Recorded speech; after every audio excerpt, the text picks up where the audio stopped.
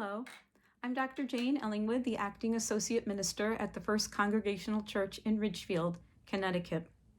My meditation for this Sunday, June 21st, 2020, which is the third Sunday after Pentecost and the first full day of summer, is based in part on Job, chapter 38. Let us hear these words as an extract from chapter 38, which is a fairly long chapter. Then the Lord answered Job out of the whirlwind. Who is this that darkens counsel by words without knowledge? Gird up your loins like a man. I will question you, and you shall declare to me. Where were you when I laid the foundation of the earth? Tell me if you have understanding. Who determined its measurements? Surely you know. Or who stretched the line upon it? On what were its bases sunk? Or who laid its cornerstone when the morning stars sang together and all the heavenly beings shouted for joy? Or who shut in the sea with doors when it burst out from the womb? When I made the clouds its garment and thick darkness its swaddling band, and prescribed bounds for it and set bars and doors and said, thus far shall you come and no farther, and here shall your proud waves be stopped. Have you commanded the morning since your days began, and caused the dawn to know its place? Where is the way to the dwelling of light, and where is the place of darkness, that you may take it to its territory, and that you may discern the paths to its home? What is the way to the place where the light is distributed, or where the east wind is scattered upon the earth? Who has put wisdom in the inward parts, or given understanding to the mind? Here ends the reading from Job. The chapter that we just heard is the first of a chapter in a 4-chapter sequence in the book of Job that is about God and creation, or about the natural world. These chapters, along with Psalm 104, which is very similar to these chapters in some ways, are the longest passages about creation in the Bible outside of the book of Genesis. These scriptures speak about creation in the beginning, but they also focus on the created world as it exists now and as it has evolved. The authors of Job and Psalm 104 must have been rather keen observers of nature. They know about the habits and the habitats of animals and birds and other creatures, and they know about other aspects of creation and nature as well. To me, I sometimes think of them as very early people, like a narrator on a PBS nature show. They have an enthusiasm. Psalm 104 is a little bit gentler. The speech that we hear that God gives to Job, the man Job in the book of Job, is not a speech I would ever want to be on the receiving end of. And Job and Psalm 104 are also notable because they do not depict human beings as being the center of God's creation, or even as having dominion over creation the way that Genesis does. They offer more balanced views of human beings in relationship to other living creatures and the earth. And they convey that God is interested in and takes notice of and cares for all of creation. So these are more eco-centric views in the ideas of creation, or also in eco-theology. So I have a chart that I have developed and I tweak over the years, and this chart depicts the 3 centered views of creation that some eco-theologians, including me, believe should be in balance. These 3 are: 1, that creation should be seen as centered on God as the creator, and God loves all creation. 2, creation should be centered ecocentrically, so taking in mind all the species and all their habitats and everything that exists on Earth.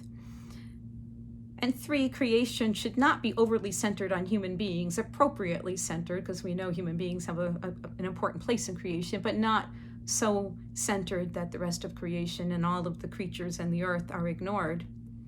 I've used this chart as recently as 4 weeks ago on Sunday, May 24th, when I gave a presentation on eco-theology for our church's adult ministries program. But May 24th turns out to have been a significant day. That was the Sunday of Memorial Day weekend, and many, many things have changed since that Sunday. In our world, in our society, and in our churches as we think how to respond.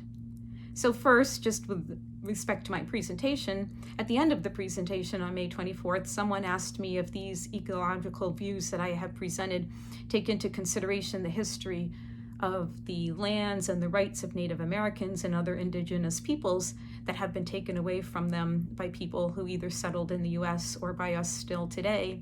And I've been pondering this question for a while, and I do pay attention to advocacy opportunities, but I hadn't come up with an answer to that question as to how to integrate it into the overall view of eco-theology. And then the next day, which was Memorial Day, that was May 25th. Two events happened that we know about.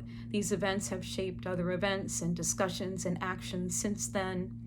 Christian Cooper, an African-American man who was an expert birder and on the board of directors of the Audubon Society in New York City, was treated in a discriminatory way by a white woman while he was birding in Central Park. And George Floyd, also an African-American man, died as a result of the treatment he received as he was being arrested by white policemen in Minneapolis. Then the following Sunday, May 31st, was Pentecost Sunday. As I've mentioned during the Wednesday evening prayer services that we've been having, so many of the Bible passages that have been on the lectionary since then, whether it's the daily lectionary or the Sunday lectionary, are key texts for eco-theology, and these include major portions of the 4 chapters from Job that I began with from our reading today. These scriptures in eco-theology and in the Old Testament and the New Testament offer hope and promises that God does indeed offer love and care to all peoples and to all nations and to all creation. But we know that in the world in which we are living, many human beings, including people of faith, are not living as if we believe that this is true.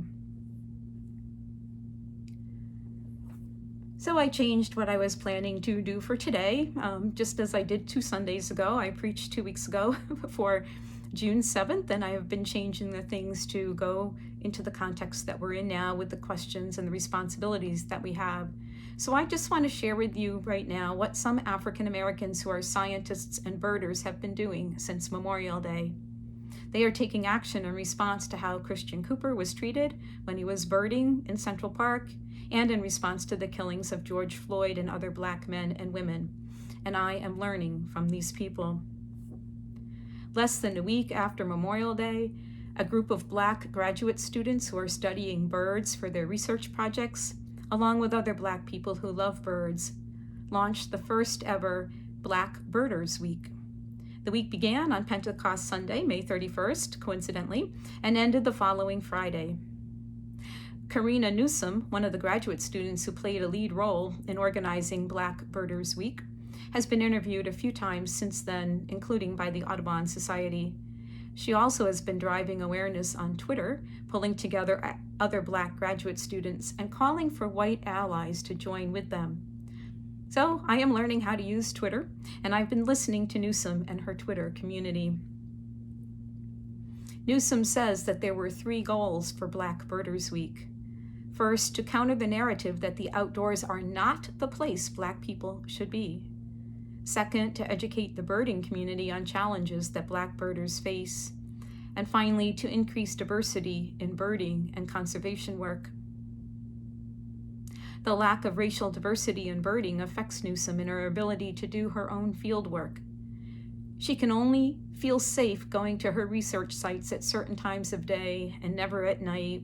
She has to dress in certain ways and not in other ways, and she has to prominently display her binoculars. She also is sometimes viewed as suspicious by white people who see her. And yet, and this really spoke to me, when she raises these racial bias concerns with white people in her birding communities, she and others have been told that they are being too political, that nature exploration is neutral territory, and how dare we bring race into birding. J. Drew Lanham, a prominent professor who is an ornithologist and a wildlife ecologist who has loved birds since his youth, says that as a Black man, he is a birding anomaly, and that in his lifetime he has encountered fewer than 10 Black birders, and he is acquainted with Christian Cooper. Lanham has a telling statement about the difference of how human beings look at each other because of their skin color and how birds and animals look at humans. He says that the birds never question his skin color or his existence or pause in their dawn song singing when he is around. Like Lanham, Christian Cooper says, we should be out here. The birds belong to all of us, and the birds don't care what color you are. On the one hand, I think these are great examples of a bird's eye view of people that we might ponder. On the other hand, I love seeing birds of many colors, particularly exotic birds that don't live around here, but also the beautiful birds in our part of the world. So I ask myself, why can't we, as human beings, love colors and skin tones and diversity and striking features of other people?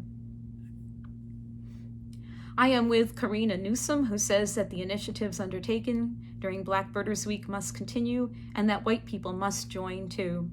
She says, we are at the cusp of a turning point that embraces human diversity as joyfully as the diversity of feathered creatures. And the birding community cannot remain neutral about issues of racism.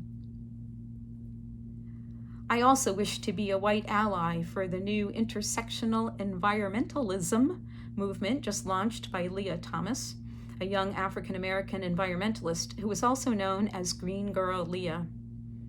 Thomas argues that social justice is not an add-on to environmentalism. She says she is calling on the environmentalist community to stand in solidarity with the Black Lives Matter movement and with Black, Indigenous, and people of color communities that are impacted daily by both social and environmental injustice. And Thomas, like Karina Newsom, doesn't believe that environmentalism can be neutral. All of these people are offering me some answers in their own words and from their own actions, and the things they wish white people would do as their allies taking their lead. They offer me ideas for how I can respond to the question I was asked on May 24th about how eco-theology is integrated with the rights of Native Americans and Indigenous peoples, as well as answers to what I can do to respond to racism in birding as part of my love of birds and my beliefs that God loves birds too, as well as all creatures and all of creation. Going back to my 3 centers that I mentioned of creation, one of them was for human beings to be appropriately, centered, thinking of themselves as the center of creation, but only appropriately so. I think that I need to add, that was supposed to be in relationship to other creatures and how they saw each other ecologically and being loved by God. And I think what I have to add, that we also need to be appropriately centered on human beings in our daily lives, in our theology, in our biblical studies. And this means we should treat each other as being created in God's image, and we can do what we can to work for the rights of all people to have necessities such as clean water and clean air, healthy environments, and the other things they need to live that are part of the natural world.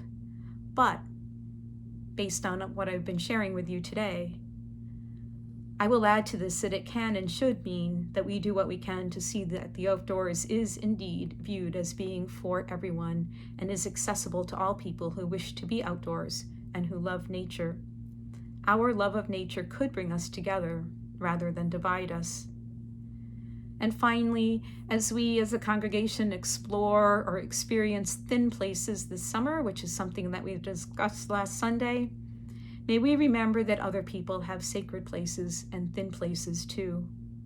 May we honor everyone's right to experience God and the sacred out in the world while we seek to protect the earth and God's creation. Amen, and God bless you all.